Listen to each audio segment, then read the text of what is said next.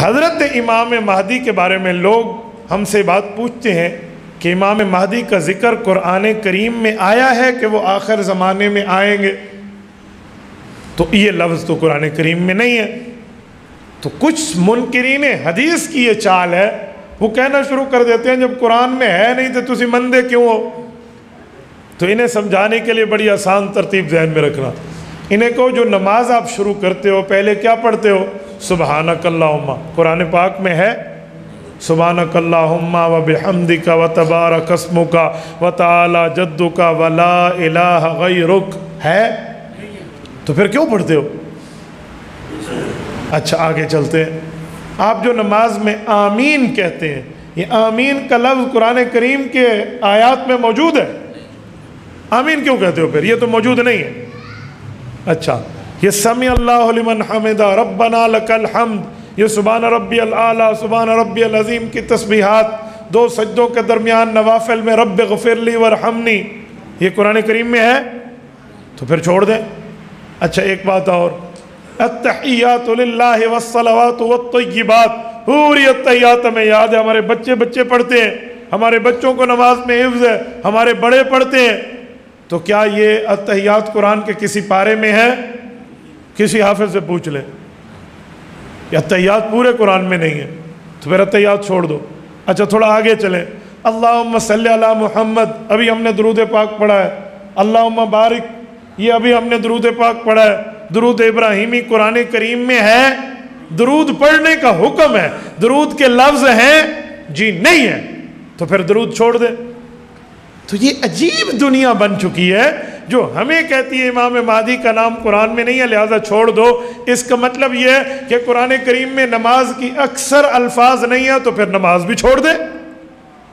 تو اس کا جواب دیتے ہیں بھائی نماز میں نہیں ہے، حضور پاک نے پڑھ کے نماز قرآن میں نہیں ہے، حضور نے نماز پڑھ کے دکھائی ہے، صحابہ اہل بیت نے دیکھی ہے، اسی لیے امت اس کو مانتی ہے۔ تو وہ چاچے تیرے دماغ کو اپڈیٹ کرنا چاہیے، اسی صحابہ اہل بیت نے پیغمبر سے حضرت امام مہدی کے ظہور کا عقیدہ سمجھایا اور امت کو سمجھایا۔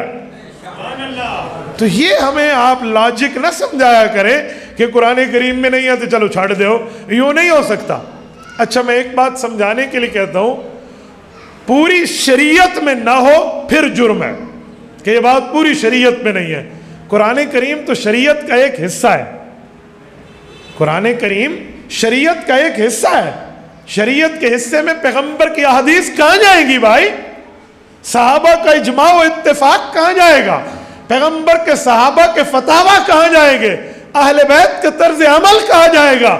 اور یہ پوری ترتیب جو امت کے ماہرین صحابہ کرام کے شاگرد پیدا ہوئے اور انہوں نے دنیا کو دین لکھ کے صحابہ سے سمجھ کے دیا ہے، جیسے صحابہ کے شاگردوں میں حضرت امام اعظم ابو حنیفہ رحمہ اللہ کا نام ہے، ان جیسے بندوں کی تحریرات کو آپ کہاں لے جاؤ گے؟ تو بھائی صرف قرآن کی بات آپ نہ کریں، قرآن کریم ہمارے ایمان کا حصہ، محور، مرکز، بنیاد، لیکن قرآن کریم نے جو باتیں بتائی ہیں حضور کی احادیث اور صحابہ نے اس کی تشریح سنائی ہے، تو ہمیں یہ جملہ نہ کہنا۔ اچھا اس پر ایک بات مزید، حضور علیہ السلام کے دور میں ایسا واقعہ ہوا کہ اللہ کے رسول کے ذہن میں ایک بات آئی اور حضور پاک نے وہ ارشاد فرما دی۔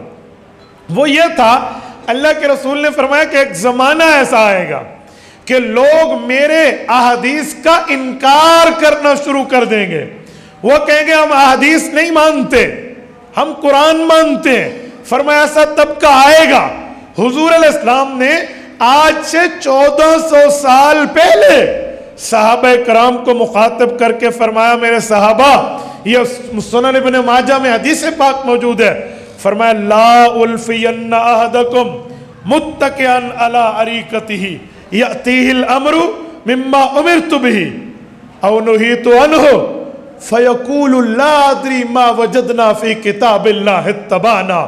کہ لوگوں ایک وقت آئے گا رجا پجاؤ آدمی، برگر فیملی سے ریلیٹڈ، کھانے پینے کی جسے کمی نہیں ہوگی اور وہ یوں ٹیک لگا کر بیٹھنے کا عادی ہوگا، اس کے سامنے میرے احکام، حدیث پاک کی شکل میں پیش ہوں گے یا میرے احکام کی منہیات جس جس چیز سے میں نے منع کیا وہ حدیثیں پیش ہوں گی، تو وہ آدمی تکبر کرتے ہوئے، حدیث کا انکار کرتے ہوئے کہے گا لا ادری لا ادری، میں نہیں جانتا، لے جاؤ حدیثیں، ما وجدنا فی کتاب اللہ اتبعنا، قرآن میں ہے تو مانتا ہوں، حدیث میں ہے تو نہیں مانتا ہوں۔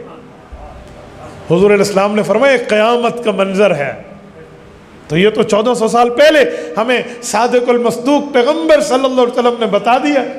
تو اگر آج کوئی امام مہدی کے ظہور کی عقیدے کا انکار کرے، حضرت عیسیٰ علیہ السلام کی آمد کا انکار کرے، یاجوج و ماجوج کا انکار کرے، دابت الارض کا انکار کرے، سورج کی مغرب سے طلوع اور واپسی کا انکار کرے، اس آدمی کے انکار کی پیشن گوئی 1400 سال پہلے حضور صحابہ کو دے گئے تھے۔ تو یہ حال موجود ہے، حضور علیہ السلام کی حدیث ہے، تو احادیث کہ اور میرے لیے ایمان کا حصہ اور محور ہے۔ اچھا، اس پر ایک بات مزید، اگر کوئی کہتا ہے نا میں صرف قرآن مانتا ہوں، تو قرآن کریم میں گدھے کا ذکر تو موجود ہے، لیکن گدھا کھانا حرام ہے یہ آیت قرآن میں نہیں ہے۔